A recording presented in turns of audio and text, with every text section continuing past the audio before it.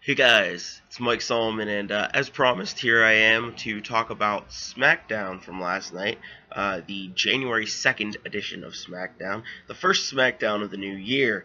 Now, please, if you can, stick through till the end of this video. At the end of this video, I have a little bit of a special announcement and a link for you guys to click for a future project that I am beyond excited to be starting to do.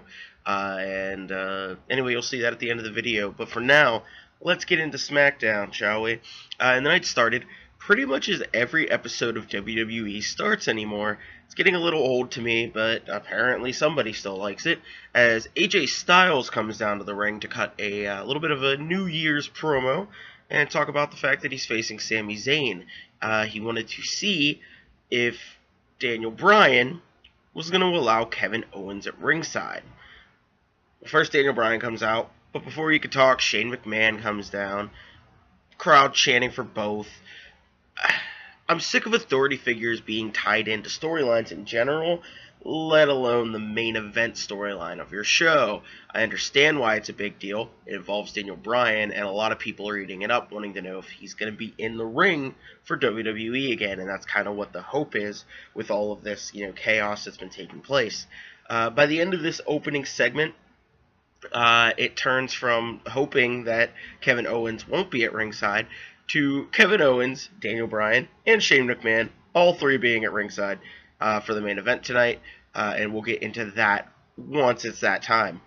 But then after that, we have our first match of the night. The Tag Team Champions, the Usos, Jimmy and Jey Uso, going against Chad Gable and Shelton Benjamin. This match was really good, really impressive. For what it's worth, the Usos, just like the New Day, anybody you kind of put them against, they bring out, a spark in them. Not that these two really need that in the first place. These are both, even with Shelton Benjamin, this isn't his first rodeo. Chad Gable, I feel he would have been the better choice out of American Alpha to be Kurt Angle's son, but that's just me. Really good back and forth match. I take notes as I'm watching, and in my notes here, I put, wow, new tag team champs. I'm genuinely shocked by this, and I started to type, but was Chad even? And then I abruptly stopped myself, put a couple dashes there to hold on to my note. He wasn't the legal man.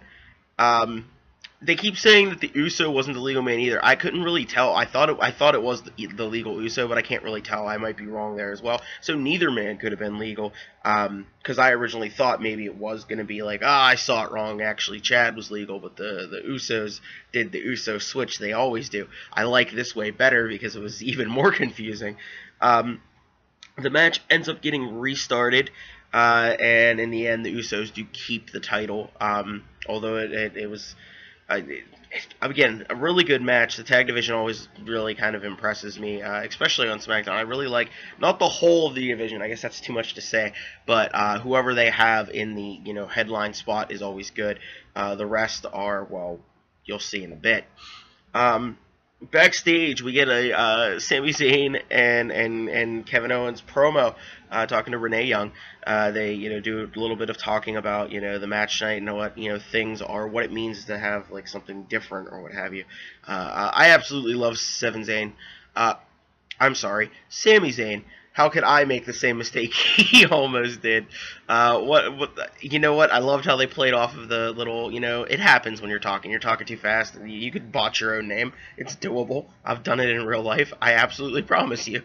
So, it was really good. The little good promo that they did back there, I enjoyed it. I'm still hoping that at this point of the night, that the main event will end up being a pretty decent mess. That is at least worth, kind of investing some time into. Next up, then we get, it's a shame that Breezango has to get a rematch against the Bludgeon Brothers, probably, as expected. The Bludgeon Brothers are being kind of shown as like this squash team, like, guys that are squashing guys, this big powerhouse of a team.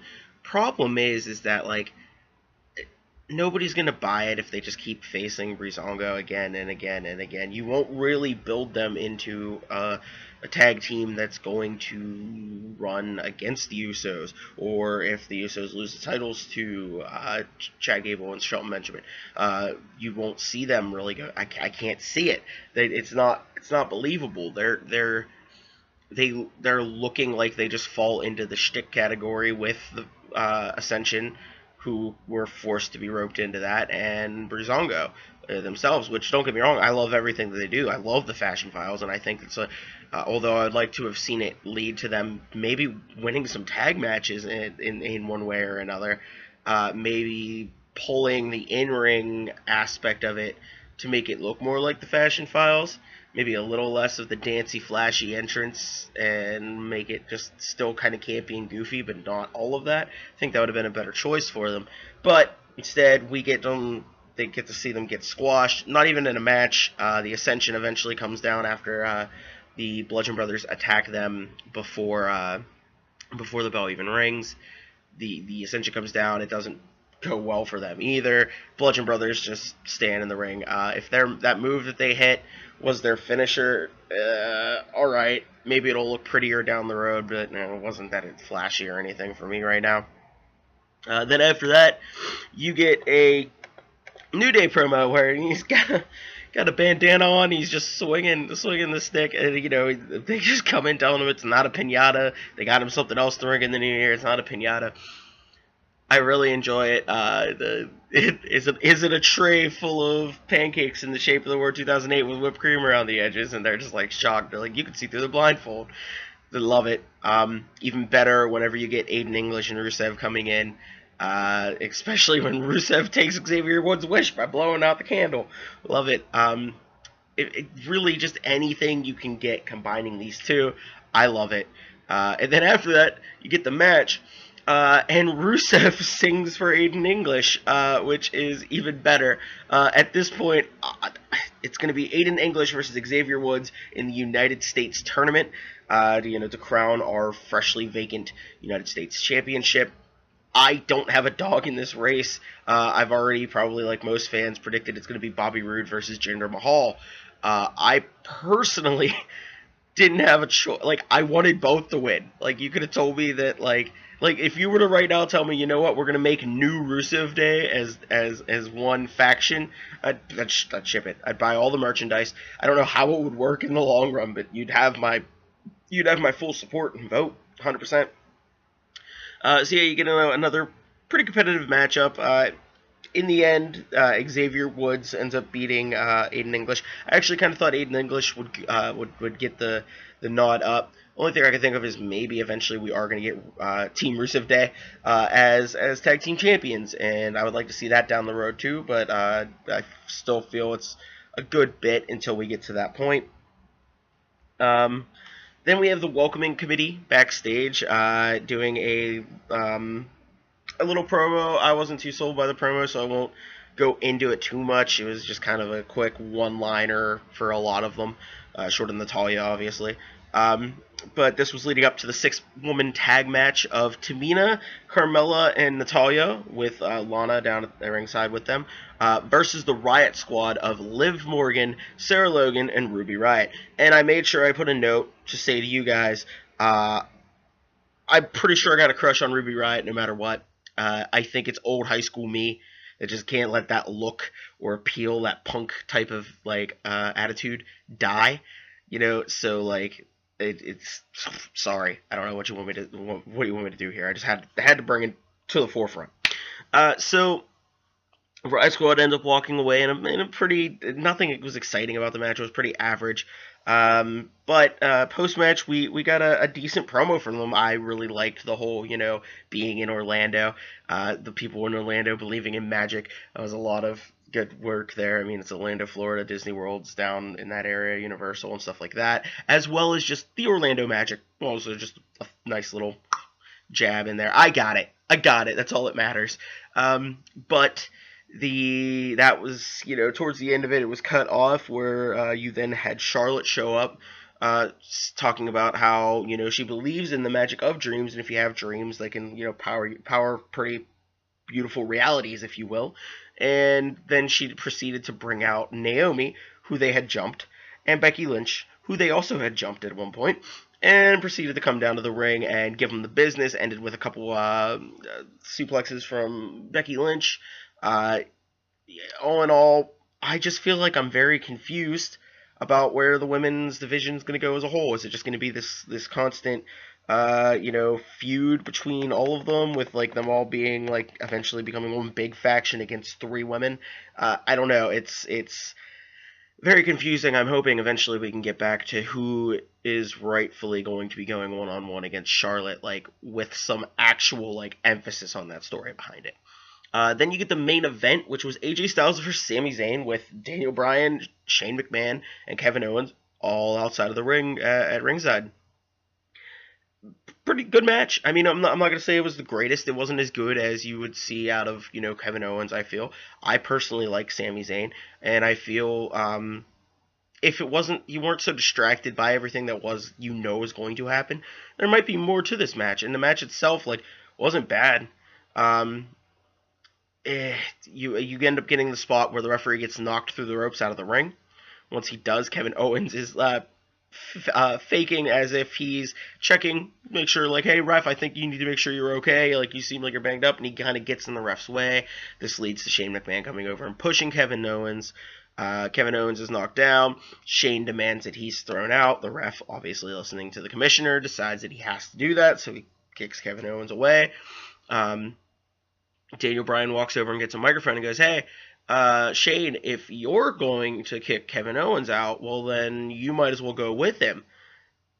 Really like that. This leads to the distraction. Kevin Owens apparently jumped up on the apron. AJ went for him. This led to the hula kick. I can't say it. I'll just botch that 8 times in this one video, and I ain't shooting a whole video over for it, so deal with it, America or world. So, anyways, Sami Zayn picks up the 3 count. You get Sami Zayn now beat the champion, as has Kevin Owens. AJ, clearly frustrated, picks up a microphone and decides to say that the general manager and the commissioner need to stop bickering like children, and that Sami Zayn and Kevin Owens basically have no spine for trying to win matches by, saving each other's rear ends every time. He just wants, AJ Styles that is, wants to perform and put on a good show for the fans without matches being interrupted or something like that. So he said, why don't we just solve this all and put them both against him? To which Daniel Bryan easily responds with, that's it. That's the answer. At Royal Rumble, AJ Styles will defend his title against both Kevin Owens and Sami Zayn in a handicap match. That's going to be a lot of fun. I'm waiting to see where that one goes. All in all, the show was pretty average. It seems like they've got a lot behind their main event scene, and that's kind of it, sadly. So I feel that, even with the United States tournament going on, none of that's, groundbreaking. One thing I did skip earlier, Mojo Rawley, I really liked his little cut of a promo where he very quickly just talked about beating Zack Ryder. I really like this heel Mojo. I think this is what he needed. Good call. I like where he's just very aggressive. I mean, he's already in ring aggressive, so now it just looks better when you make him serious and focused on it. But anyway, I'm not going to drone on any longer about that. Again, I've been Mike Solomon, and that was Smackdown, and I'll be back again next week with my Raw and Smackdown review for you guys. But for the moment, I really want to get into one real quick thing. Click up here on this box. I'm starting a new channel with my girlfriend. Very excited. It's going to be gaming and a bunch of other stuff. I can't go into too many details now, but just click up here and get ready to subscribe, because things are about to get really fun. Thank you, and have a good night.